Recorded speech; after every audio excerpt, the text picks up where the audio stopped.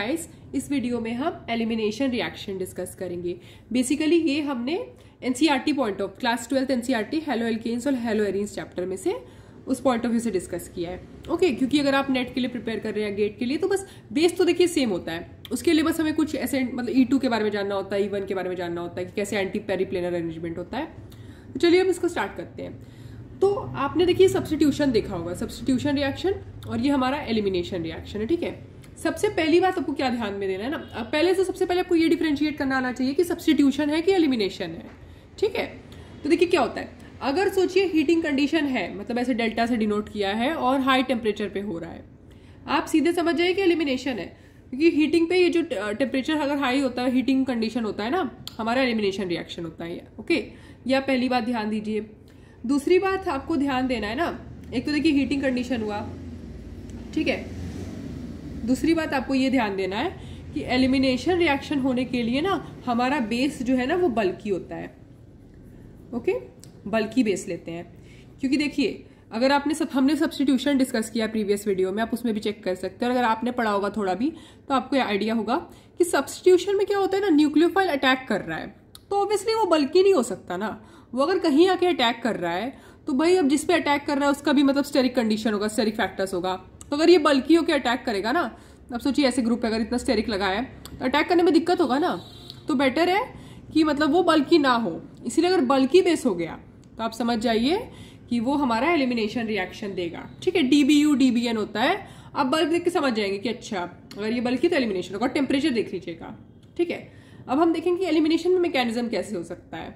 ठीक है, product almost आप देखिए SN1 का और E1 का एक जैसा लगता है, पर आपको मैकेनिज्म देखना मतलब आना चाहिए कि मतलब कैसे हो रहा होगा।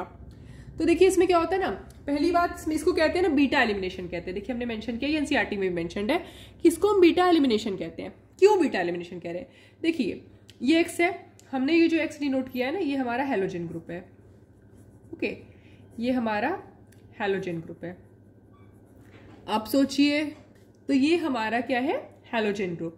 ऑब्वियसली तो जो कार्बन हमारे हैलोजन से डायरेक्टली अटैच्ड है वो हमारा अल्फा कार्बन है, और उसके बगल वाला बीटा कार्बन है, तो इसको बीटा एलिमिनेशन कहते हैं। क्यों, क्योंकि ये हमारा बी है। देखिए ये जो डिनोट किया है ना, ये हमारा बेस है। अब देखिए बल्की बेस है ये, अगर बल्की बेस है तो एलिमिनेशन प्रेफर होगा, क्योंकि न्यूक्लियोफाइल अटैक नहीं कर पाएगा कार्बन पे, अगर आपने सब्स्टिट्यूशन पढ़ा होगा तो ये हमारा बेस है। ठीक है, ये बी फॉर बेस। ओके, ये हमारा क्या कर रहा है, एसिडिक प्रोटॉन को एब्स्ट्रैक्ट कर रहा है, मतलब ये यहां से इस प्रोटॉन को निकाल लेगा। ऑब्वियसली कैसे होगा, देखिए इसने यहां से प्रोटॉन निकाल लिया।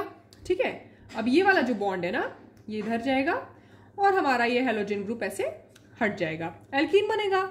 और सीधी बात है ना कि जो हैलोजन ग्रुप है ना, आप इसको देख सकते हैं गुड लिविंग ग्रुप्स होते हैं, ये क्लोरीन आयोडीन ये सब अच्छे लिविंग ग्रुप होते हैं, फट से निकल जाते हैं। तो ये हमारा बीटा एलिमिनेशन है। अब देखिए प्रेफर क्या करते हैं हम लोग, सेडजेफ प्रोडक्ट या जेडसेफ प्रोडक्ट या सेडजेफ प्रोडक्ट, आप कुछ भी कह सकते हैं। तो सेडजेफ प्रोडक्ट यानी कि हम लोग प्रेफर करते हैं ना कि हमारा बल्की प्रोडक्ट नहीं, मोर सब्स्टिट्यूटेड बने। अब देखिए जैसे एक एग्जांपल के थ्रू हमने डिस्कस किया है। ठीक है, ये हमारा देखिए एक सोचिए एल्काइल हैलाइड है। ठीक है, हमने यहाँ OH- को अटैक करा है। अभी हम ऐसे कह नहीं रहे कि बल्की बेस है क्या है, अभी हम एक सिंपल बेस से एलिमिनेशन समझने की कोशिश कर रहे हैं। हमने ये कहा कि अगर बल्की बेस है तो एलिमिनेशन प्रेफर होता है। ठीक है, यहाँ पे देखिए उतना बल्की नहीं है, बट अभी हम ये समझने की कोशिश करने के लिए कि कौन सा मेजर बनेगा उस लिए होता है। ठीक है, अब देखिए दो तरह का प्रोडक्ट बना। अब देखिए सोचिए इस H को अगर हम सोचिए इसको लिख सकते हैं तो कैसे लिख सकते हैं, देखिए हम इसको अगर खोल के लिखे, सेम चीज को लिख रहे हैं, बस इसको अलग तरीके से खोल के लिख रहे हैं, CHH। ठीक है, ये वाले को देखिए खोला हमने, ये CH हमारा, ये Br है, यहाँ ये भी ऑप्शन है ना। देखिए दो तरीके से हो सकता है, अगर हमारा बेस आके सोचिए हमारा बेस आके इसको एब्स्ट्रैक्ट करे, या हमारा सोचिए कि बेस आके इसको एब्स्ट्रैक्ट करे। देखिए अगर बेस आके सोचिए इसको यहां से एब्स्ट्रैक्ट कर रहा है ना, तो ये इधर माइग्रेट करेगा, ये निकलेगा, ये प्रोडक्ट बनेगा कि नहीं। तो ये प्रोडक्ट हमारा माइनर होता है। ओके, क्योंकि देखिए लेस सब्स्टिट्यूटेड है। पर अगर सोचिए बेस आके यहां से सोचिए लेके जाए, ये वाला प्रोटॉन लेके जाए ना, देखिए हम एक में दिखा नहीं सकते, बस हम समझाने के लिए बता रहे हैं। ये बेस आके सोचिए इसको ले गया, अब सोचिए तो यहां जाके ये निकलेगा, तो यहाँ प्रोडक्ट बनेगा, तो ये वाला प्रोडक्ट बनेगा, ये वाला निकालेगा अगर ना तो ये बनेगा। तो ये मोर सब्स्टिट्यूटेड। आप पूछेंगे मैम कैसे मोर सब्स्टिट्यूटेड आप बता रही हैं, क्योंकि देखिए इस कार्बन कार्बन डबल बॉन्ड में देखिए तो एक हाइड्रोजन एक मिथाइल और एक की बड़ा वाला ग्रुप है। ठीक है, यहाँ पे देखिए ऐसा नहीं है, यहाँ पे जब प्रोडक्ट बना ना तो इस कार्बन की ये बड़ा वाला ग्रुप और हाइड्रोजन है, पर एक दूसरे कार्बन पे बस हाइड्रोजन हाइड्रोजन है, जबकि इस वाले में हाइड्रोजन और मिथाइल है, तो ये तो सब्स्टिट्यूटेड हुआ। तो ये हमारा सेट से प्रोडक्ट है या मेजर प्रोडक्ट, ठीक है, सेट से या मेजर प्रोडक्ट। और छोटे कम वाले को हम बोलते हैं हमारा क्या होता है, ये हॉफमैन प्रोडक्ट है। ओके, तो इन शॉर्ट आप ये समझ गए ना कि मतलब हमारा मोर सब्स्टिट्यूटेड प्रोडक्ट बनता है। तो अगर आप सोचिए हमारा प्राइमरी है, ठीक है, प्राइमरी अल्काइल हैलाइड है, तो ये एलिमिनेट टेम्परेचर पे अब देखिए वो बात अलग है ना कि बल्कि बेस हो गया, टेम्परेचर हाई हो गया तो एलिमिनेशन प्रेफर करेगा, वरना अगर ऐसा टेम्परेचर हाई नहीं आपको पता नहीं चल रहा है तो हम इसको क्या कहते हैं, प्राइमरी हमारा SN2 प्रेफर करना चाहेगा। ठीक है, क्यों? क्योंकि भाई SN2 primary alkyl hydride substitution में SN2 ही प्रेफर करता है, क्योंकि भाई इसका कार्बोकेटायन तो वैसे भी स्ट्रॉन्ग नहीं बनेगा, SN1 नहीं बनेगा, टेम्परेचर नहीं है तो SN2 प्रेफर करेगा। सेकेंडरी वाले में बहुत दिक्कत की बात होती है, क्यों? ये भाई SN1 SN2 E1 ये भी कर सकता है, तो अब आपको टेम्परेचर से थोड़ा देखना पड़ेगा कि क्या कर रहा है। ठीक है, तो एलिमिनेशन भी कर सकता है SN1 SN2, तो फिर आपको कंडीशंस गवर्न कर देखने पड़ेंगे ना कि सॉल्वेंट कैसा है। भाई SN1 SN2 को डिफरेंशिएट करने के लिए सॉल्वेंट है आपके पास, कार्बोकेटायन की स्टेबिलिटी है, ठीक है, टेम्परेचर हाई हो गया फिर बल्कि बेस हो गया तो एलिमिनेशन है, तो वो डिपेंड करेगा। अब टर्शियरी देखिए, टर्शियरी देखिए क्या होता है।